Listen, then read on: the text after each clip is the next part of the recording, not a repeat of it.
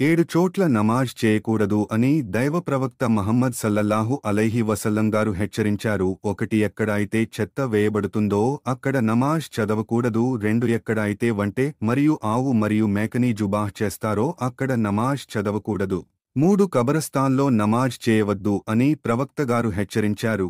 నాలుగు, ఎక్కడైతే మనుషులు తిరిగే స్థలము ఉంటుందో అక్కడ నమాజ్ చేయకూడదు, ఎందుకంటే మన వల్ల మనుషులకి బాధ కలుగుతుంది.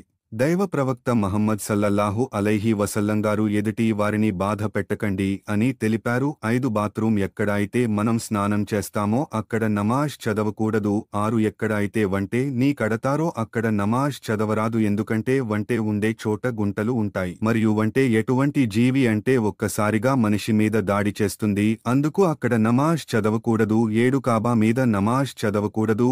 దైవ ప్రవక్త మహమ్మద్ సల్లల్లాహు అలైహి వసల్లం గారు హెచ్చరించారు, ఎందుకంటే అలా చేయడం వలన కాబా యొక్క బే-అదబ్ అవుతుంది, అంటే అసభ్యత జరుగుతుంది.